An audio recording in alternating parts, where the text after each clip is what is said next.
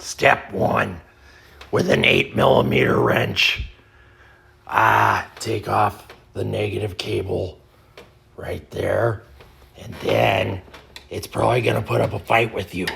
So you're gonna need a flathead screwdriver, and you pry down on the very back end back here, because it likes to stay on the post, and that makes me mad.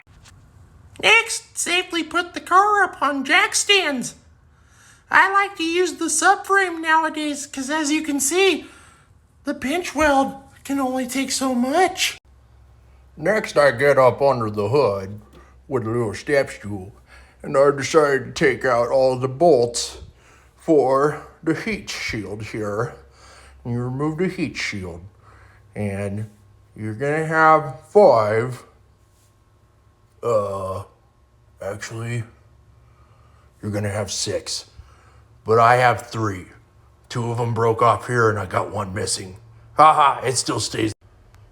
Have a box that organizes all your bolts and nuts in different areas, and go ahead and put those heat shield bolts in the first box. And those are 8mm bolts, in case I did not mention it. Next, you want to disconnect both of your O2 sensors. I like to take a flathead screwdriver, like so, and I go in, and I just, right here, there's a little tab you can push in, and it will disconnect it, and then you can pull it out by hand. But this one gave me a trouble, and I had to hold it with the back side of my hand so it wouldn't move.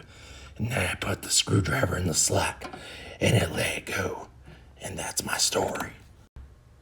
Then we take out the front O2 sensor with a 7/8 wrench.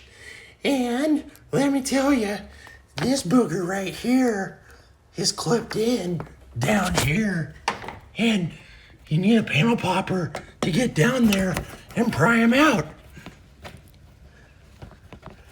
He's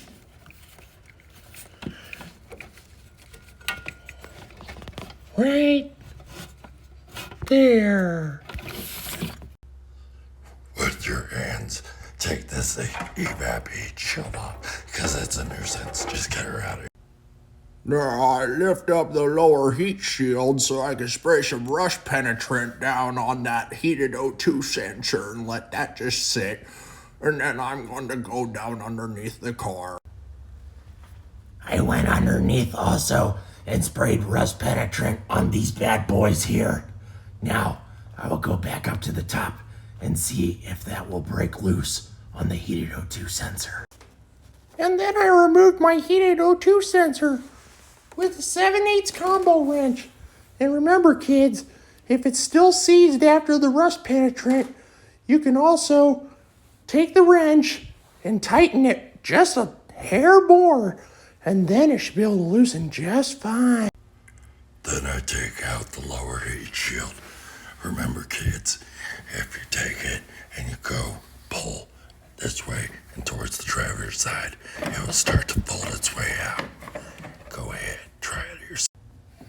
And the heat shield actually has an 8mm here and right here, but I don't have those bolts, so I just used my imagination.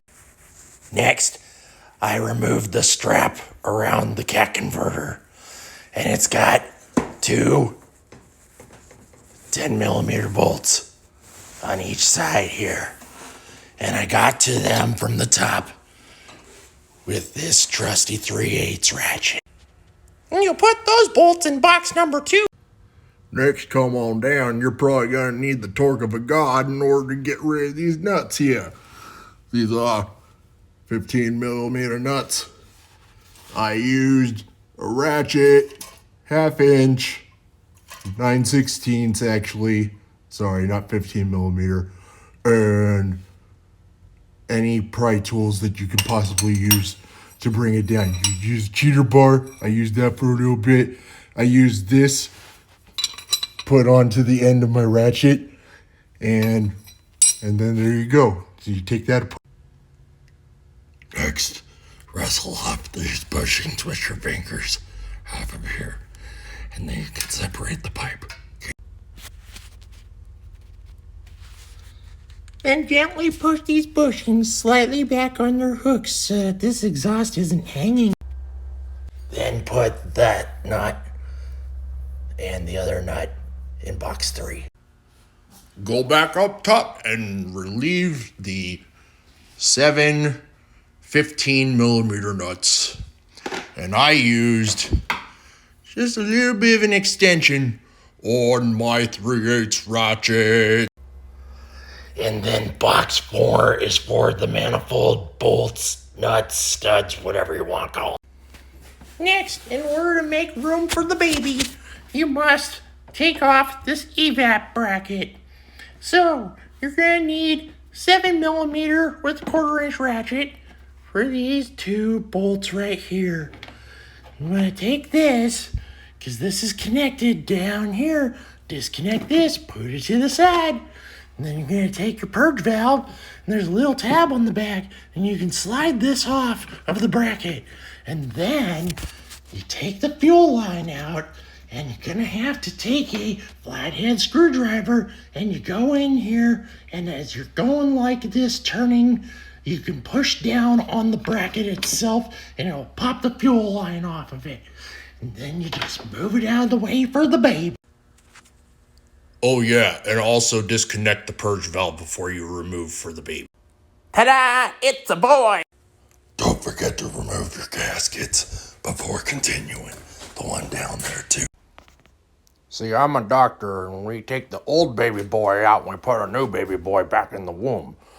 But there's one thing that you might notice is a little different here. See, in Colorado, Maine, and California, you have to be CARB certified since 2021. So this is a little bit of a different exhaust manifold. You'll still do the job, but there's no brackets on here to do the heat shield, so it's gonna be a little rattly. But anyway, here we go. First, we're gonna put on the new exhaust manifold gasket. Okay, here we go. In comes the baby. Snap everything back into the evap bracket and put it back. We shall? Remember to always snug down these 7mm bolts, because they're going into plastic and you don't want that to go blah. Ford says, tighten these nuts back on the manifold to 150 inch-pounds. Start from the middle and work your way out side by side. Put the new gasket on the downpipe and put the nuts back on and tighten to 35 foot-pounds. See, I'm a doctor, and you put the rubber hangers back in their respective places after you're done tightening. Before bringing down everything, guys, I went ahead and did a second sequence of tightening for the exhaust manifold and downpipe nuts, because Ford says if you don't, it can cause a leak. And it's actually saying 44 foot-pounds for the exhaust manifold bolts, not the inch-pounds I talked about before. Slowly bring down the car from the jack stands. Yay! Okay, guys. Usually, I would tell you to put the bracket back on where the cat converter is. That little, that like half dome thing. Let me show you. This guy right here. And it says, for those bolts, if you're gonna do it to 159 inch-pounds. Then you put the heat shields on at 97 inch-pounds. But you see, I have an aftermarket, and they decided to put the O2 sensor hole right where that bracket goes. So I have to have the heat shield in here loose. That's gonna be a lot of fun. So I'm just gonna put in the O2 sensors now. Yes, and then after you get those O2 sensors put in and plugged back into their connectors down there, then you can put on the top heat shield and put the bolt on only snug, because they are on these retainers, and these are just as bad as plastic. And there's no bolt holes up here on this new manifold either for the heat shield, so I just have to make do, because the heat shield needs to be there. You put on the evap shield and then the negative cable, and then we give her a nice nice little start. Moment of truth.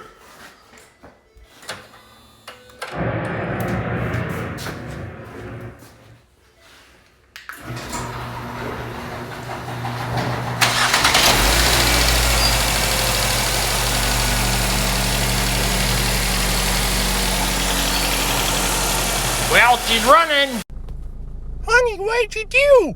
Well, you see, I delivered a baby, and then I put a baby back in the womb. Oh, that's nice. Because I'm a doctor.